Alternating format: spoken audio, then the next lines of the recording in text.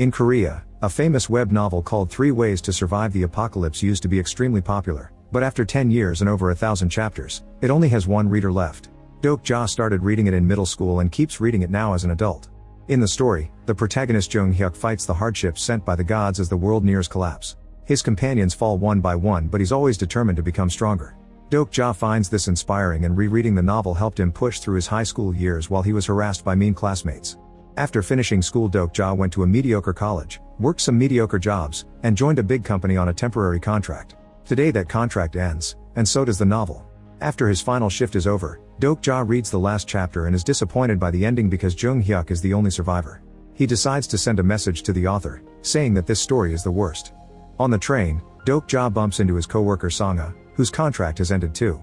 Their chat is interrupted by their former boss Myung-oh, who keeps hitting on Sanga no matter how many times she keeps saying no. Thankfully he gets off the train at the next stop. At that moment Dokja is surprised to get a reply from the author. The message thanks Dokja for reading until the end and admits he was the only reason why it was finished. The author says that if Dokja hated the ending, he should try writing his own when the service starts at 7 p.m. Suddenly the train shakes and comes to a stop while a voice announces that the Planetary System 8612's free service has ended, so this is the start of paid content. Dokja checks his phone and confirms it's 7 p.m. and realizes this is exactly how the novel starts. A creature from Korean folklore called Dakabi appears on the train. When a passenger starts insulting it, the Dakabi shoots him in the head with its laser eyes. The man falls dead and everyone panics, only for the creature to shut everyone up with a scary face. Then the Dakabi announces that the gods have decided that humans are horrible beings, so they deserve to be punished. All humans will be given a stage and how they solve it will decide their fate. Soon holograms explaining the first stage appear around the passengers. In 10 minutes, they must kill one or more living organisms in the train car. Those who succeed will get 300 coins, and those who fail will be killed. The Dakabi also says that the constellations will always be watching. On the bridge, the train is frozen and so are all the cars. As the hologram starts a 10-minute timer, the passengers check their phones and discover there's no service. Soon people lose their minds and begin to fight each other, sometimes teaming up against one person. A woman panics and tries to escape to another car, but there's a field force at the doors that's keeping them trapped. When Dokja looks at the other car, he's shocked to notice Jung Hyuk in the crowd. He realizes they're living the events of the novel, which means he knows the future. A giant monster appears in the river and hits the train, causing everyone to get stuck in the ceiling. Dokja remembers that the rules say they must kill any living organism, it doesn't have to be humans. There's a kid called Gil Young with an ant farm, so Dokja grabs it and takes it to Sanga. He gives her some ants before trying to talk to the crowd, but nobody pays attention to him. When Dokja kills an ant, a hologram appears saying that he's won the coins, which finally gets everyone's attention. He tells them about the ants, but he doesn't have enough for everyone. As everyone complains, Myung-oh steals the ant farm from him, and the crowd surrounds him instead. There's still a guy beating up an old lady, so Dokja tackles him and offers him an ant that got stuck on his hand. However, the guy turns him down, saying he wants to kill the lady. Dokja realizes this is Nam Woon, one of the characters from the novel. Nam Woon starts beating Dokja up, saying he'll be his victim instead. As Dokja tries his best to protect himself, he remembers that in the novel, humans have stats like in video games.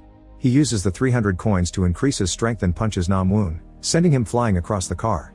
Nam Woon responds by activating his Grimdark Awakening skill, which allows him to easily overpower Dokja in seconds. At that moment, the crowd accidentally drops the ant farm and a tube of eggs rolls out. Dokja destroys it and receives a huge payment in coins. He spends 3,000 on stamina and another 3,000 on agility, so he dodges all of Nam Woon's attacks and knocks him down. A terrified Nam Woon promises not to hurt the old lady and asks for an ant, but Dokja says he doesn't deserve to be in the story. Then Dokja runs to act as a shield for the woman since Nam Woon is trying to attack her again. Dokja puts an ant in the lady's hand and closes it to crush it before the timer reaches 0. The voice announces that the stage is over and all the losers get a hole in their faces to kill them. Unfortunately, the last ant has managed to escape and the lady dies as well. The Dakabi reappears and congratulates the 17 humans who passed. Now it's time for them to get gifts from the constellations for their performance. Dokja remembers that the constellations are powerful beings that watch the stages from space and enjoy laughing at human struggles. Each passenger gets a list of the constellations that want to sponsor them and they must choose one, but someday that debt must be paid back. Dokja decides to turn down sponsorship for now. Suddenly the train starts falling on its side because the river monster is trying to drag it down. A former soldier is trying to open the doors and Dokja recognizes him as the character Yunsung. As the train starts to touch the water, Dokja teaches Yunsung how to use special skills. Yunsung activates super strength that allows him to bend the doors open. Everyone quickly climbs out while Dokja notices that Gil Young is still in the car crying over his ant farm. Dokja apologizes and brings him out. As the survivors run as fast as possible, the voice announces the new stage. They must successfully cross the bridge. The monster smashes a section of the bridge to create a huge gap before going back to the river. To make the task more difficult, the Dakabi drops a train car on the bridge and makes all the dead people chase after the living players. Dokja and Yunsung try to fight them, but they're easily overpowered. At that moment, Songa manages to activate her skill, which creates a temporary road across the gap. The survivors start running on it to escape, and Dokja informs them that poisonous gas will spread soon, so they need to get underground. He thinks that they should go to the nearest subway station, but he then remembers that in the novel, Jung Hyuk dies there while fighting a dragon. He used his skill to go back to the beginning of the story, and everyone else in the station died. If they want to survive, they must keep Jung Hyuk alive so he won't reset, and Dokja thinks he can help him using his knowledge of the future. Meanwhile, Jung Hyuk is using a sword and a gun to bring all the attackers down. Then he approaches Dokja and asks him what he did, since Nam Woon wasn't supposed to die so soon. Dokja shares what will happen in the station and pretends he has a prophecy skill. Jung Hyuk holds him by his tie over the edge as he asks him what tactics to use. Dokja panics and doesn't know what to answer, so Jung Hyuk tells him to meet him later in the station before dropping him in the water. The monster swallows Dokja and he lands in its stomach. The hologram announces a new stage. He must kill the monster and escape. The Dakabi is also there narrating things for the stream, so Dokja shocks it by calling it by its name, Bai Hyung. He also knows that Bai Hyung is a 9th level Dakabi, and doing the streams means it can ascend one day. Dokja points out that he's probably very popular among the constellations right now, so if he dies, Bai Hyung will receive backlash.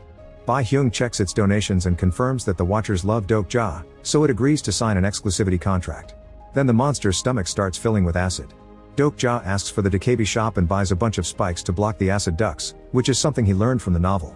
By blocking all the ducts, the monster will die, however there are hundreds of them. Dokja refuses to give up and keeps working until all the ducts are covered, which finally kills the beast and ends the stage. Afterward, Dokja inserts his hand into the monster's skin and brings out its nucleus. He asks Bai Hyung to trade it at the shop for a very rare item called Ether of Faith. Before Dokja leaves, Bai Hyung gives him an item starter pack, which includes a mask. Dokja puts it on before going outside, since the poisonous gas is already in the area. He collapses on the shore and starts getting lots of sponsorship offers from constellations, so he turns the notifications off. Next, Dokja stops at a store to get some food and finds some bodies. 2 girls are already dead and the third one is barely alive. Suddenly a monster breaks the window, so Dokja picks up the survivor and starts running down the street. The creature chases after them, destroying everything on its path. Dokja manages to slide into the subway station and brings down the gate just in time for the monster to crash into it. In the corridor, a group of thugs appears and they're surprised to see that the girl Hee-won is alive. Dokja remembers this from the novel. These guys beat up and abused Hee-won. He spends 1,500 coins on strength and starts beating the men up. The leader activates his skill to attack, but Dokja easily dodges all his moves and defeats him too. When the rest of the thugs are about to attack together, a bunch of survivors show up with In-ho at the front. This causes the thugs to leave. The group from the train is also here, and Songa tells him that In-ho is a congressman. He leads the survivors in the station by convincing high-level people to go hunting and share the coins with the residents. Meanwhile, Gil Young has acquired a skill that lets him befriend insects. Dokja asks about Jung Hyuk, but he isn't there, which makes him wonder if his decisions have changed the story from the novel. At that moment, some men remind the residents that in 3 hours they must pay the survival fee. The high-level players charge that to keep everyone protected until the monster in the tunnels is defeated. Some people are desperate enough to go hunting for the money, but others die on the spot. A crowd surrounds Dokja and asks him to share his coins since they know he has a lot. When he asks who said that, In-ho admits he did. He assumed Dokja was rich because he saw him use great abilities to fight. In-ho apologizes for being rude and asks Dokja to help the desperate residents, but this makes Dokja remember that he's a bad guy from the novel, so he refuses to give him anything. It turns out In-ho sold himself to the constellations and gave up his humanity, so he's become a monster. The crowd goes crazy, so Dokja agrees to help by finishing the stage instead of giving them the money. Dokja puts together a weapon with random scraps and his team goes down the tunnel. Hee-won shares how the thugs killed people to take their coins, then they brought them to the station pretending they got them from hunting monsters. Dokja knows she was supposed to die in the store. The tunnel is very dark, so Gil Young summons tons of fireflies to light the place up. Soon a horde of monsters appears and a vicious battle begins. Most of the team uses weapons and quickly kills the creatures as they come. Songa realizes that her skill is shooting web, so she uses that to attack. Unfortunately, the last standing monster captures her and takes her away. The group chases after them and finds Songa tied up at the end of the tunnel. A hologram welcomes them to the ground rat's shrine and tells them to eliminate the Warden of the Dark. A bigger monster appears and Dokja moves first, dodging the creature's tentacles before hitting it with his weapon. However, a force field blocks him and sends him flying. Yunsung moves next and his blows do land on the beats, causing it to jump on the ceiling. Then it activates Illusory Prison, which captures the body and ravages the mind. If someone gets caught in it, they'll relive their most horrific memories and die. The skill manages to trap Hee-won, who watches the memory of her and her friends getting caught by In-ho with his thugs. Luckily Dokja manages to free her from it. Then he runs to get Gil-young before he gets captured too. Unfortunately Yeon-sung is caught and starts seeing the worst memories from his days in the army. Dokja tries to save him too, but his attack is blocked, although it drops some little rocks. Suddenly the monster roars to summon his minions. Dokja calls Bae-hyung to open the shop and tries to buy White Star Pure Energy, but he's 1,000 coins short. Meanwhile Hee-won keeps fighting the monsters, and with a big jump she manages to land on the back of the boss. Dokja follows her example and starts killing creatures until he earns the money he needs. The White Star is inserted in his weapon, which gives him a one-time critical hit. Dokja copies Hee-won's jump and slashes the back of the Horde dealer, finally killing it. The Horde runs away and the illusion disappears, so Yeon-sung is free from his memories. Dokja remembers from the novel that Yeon-sung is haunted by the guilt of not being able to save his friends. The group checks the treasure chest they got for finishing the mission. Hee-won gets 2 short swords, Yeon-sung gets a gauntlet, Gil-young receives a helmet that improves his bug skill, Song-a gets a mysterious coat, and Dokja gets a broken sword. The others are confused, but Dokja doesn't tell them that this is the broken faith. If he finds an ether of faith, the sword will be complete. Gil-young asks about the rocks that fell during the fight, so Dokja explains that if he eats them, they'll put his mind in an illusion. The station stage isn't finished yet because there's one monster left. The group rushes back and Hee-won quickly jumps on the gang's leader to finally kill him as revenge. In-ho sends out the rest of his men, so Hee-won gets a new skill from a constellation, which allows her to slice through all the thugs in just a few seconds to defeat them all. In-ho has no choice but to fight and punches a column to show off his strength. His arm becomes monstrous before he attacks Hee-won with his mighty power, but she still keeps up with him and pushes him to the rails. When she's about to kill him, the residents stop her. They explain that they don't clear this stage because they're afraid the next one will be harder, so it's easier to pay the daily fee. They'd hoped that Dokja's group would get killed by the monster so they could collect their coins. The voice announces it's time to pay soon, so In-ho uses the distraction to push Hee-won off and run away.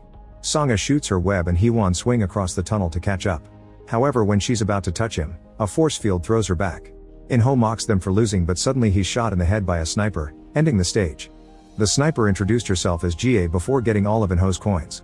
The team tries to leave, but the barrier still blocks them, so Jie explains they only finished the stage from the previous section and during the chase they crossed into a new one. To leave, they have to finish the new stage. Jie leaves and Dokja realizes she's another character. She's the only survivor from her class and Jung-hyuk's apprentice. In the station, the voice announces that this area has 104 survivors and they have 10 minutes to reach green zones before the monsters get them. There are only 52 green zones and they're tiny, so people start fighting for a spot. A gang led by Pil-do has closed up a VIP area and they charge coins for the spots. Pil-do has used those coins to buy a security system that shoots at people who try to sneak into the VIP area without paying. Dokja tells the team to split and look for green zones. Jie reappears with a message from Jung-hyuk for him. He agrees to fight together, but Dokja will have to leave his group and survive alone for the night. Dokja remembers how a friend in high school slapped him so the harassers wouldn't bother him, saying that at least one person should survive. Using his knowledge, Dokja goes to a specific spot that hasn't turned on yet. Bae-hyung appears to announce that some green zones will vanish and new ones will appear to add more tension. The spot under Dokja turns green and he tells his team to fight others for survival. However, Hee-won chooses to fight the monsters instead. The 10 minutes run out and the beasts appear in the station to kill every person who isn't on a green spot. The others decide to help Hee-won and after some hesitation, Dokja follows them as well. He thinks that green zones will appear in the most dangerous places to make the show more entertaining, so the group splits to go to the monster portals. The beasts keep killing people on the main platform, but Dokja's team manages to hold their own with their skills. To Dokja's surprise, Jung-hyuk is waiting by one of the portals, just watching him fight the monsters while protecting Gil-young. The green zone here is for 2 people and Jung-hyuk is taking one spot. He says he'll only fight the monster with Dokja if he abandons the kid. On the other portal, the others find a 3-person green zone, so they save themselves from the horde. Dokja refuses to abandon Gil-young and leaves him in the green zone with Jung-hyuk before running away. He keeps all the monsters' attention on him and when they tackle him, he eats a glowing rock. His body is taken to the illusion prison, saving him from the beast's attacks. Sadly, this also makes him watch the time he fought his best friend to satisfy his harassers. Dokja won the fight that day and later learned the other boy self-deleted, so he's been feeling guilty since then. He hated the ending of the novel because Jung-hyuk sacrificed people to save himself. Dokja wants an ending where the hero can survive with his loved ones. Suddenly Jung-hyuk uses a skill to enter the illusion and says Dokja should have fought his harassers instead of his friend. Jung-hyuk admits he used to think like Dokja, but after dozens of battles, he learned that humans are trash. In the morning, Dokja wakes up and discovers his team brought him to a private room while he was unconscious. They fought the monsters to protect him and Yunsung got wounded in the process. Dokja realizes that today is the day that Yunsung fights the dragon, so he'll have to die instead to save him. The voice announces that today there are 57 survivors. Bai Hyung informs them that the constellations are angry because some people helped each other instead of fighting, so as punishment they'll only get one green zone. Whoever is standing on it when the timer ends will win. The green zone appears under Pildu, who doesn't look bothered. Dokja tells Jie that he has a plan and asks for her help, but she refuses. To make her feel bad, he mentions how she killed her classmates to win the first stage. Jie cries but leaves anyway. Then Dokja calls Bai Hyung, who confirms the constellations love him and are donating tons of money. Dokja asks Bai Hyung to transform all the money into coins and approaches Pildu, offering to hire him with all his coins. Pildu takes the deal and passes the glowing square to Dokja, who starts smashing it with his sword. The crowd tries to stop him, but Jie finally understands and shoots the green zone to destroy it. The light goes out and Dokja points out that if everyone had fought together since the beginning, nobody would have died. He transfers the money to Pildu to finish their deal, asking him to protect everyone. Pildu allows the crowd to enter his VIP zone for free, then he brings out all the weapons he bought for his security system. When the monsters come out, Pildu opens fire and soon there are piles of creature bodies by the portal. Some creatures manage to escape the bullets, only to be brought down by Dokja, Sangha, and Hwon. At that moment the ground opens and a dragon appears, breathing fire on people to kill them. With a combination of gun and sword, Jung Hyuk easily fights the dragon and strikes him several times. The constellations aren't happy that a high-level player has arrived, so they raise the difficulty. Suddenly the station shatters and appears in outer space. The dragon transforms its body into something steel-like, which wasn't in the novel. Jung Hyuk tries to attack it and his sword gets shattered, so he summons a new one and tries again. The dragon quickly overpowers him and stabs him with his own weapon. This doesn't stop Jung Hyuk from trying over and over again. Dokja opens his starter kit and swallows an item that will protect him from the flames. Sangha uses her web to drag Jung Hyuk out of the monster's grasp and Dokja takes over the fight. The dragon keeps bringing him down, but at least its fire does nothing. While the dragon's distracted, a huge monster tackles it to the ground. It turns out that since this creature is a bug, Gil Young can control it, although he feels the pain that the monster does. Unfortunately the dragon is too strong and is beating the bug up, which may kill Gil Young soon. Yunsung refuses to lose another friend and rushes to fight, which awakens his special skill. The gauntlet transforms into a shield that stops the dragon's attacks and the ground rises to block it.